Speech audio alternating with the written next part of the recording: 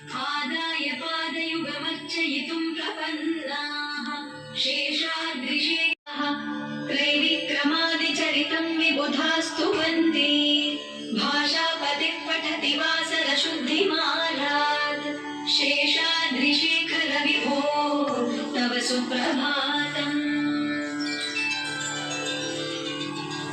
ईर्षत्प्रफुल्ल सरसीरुह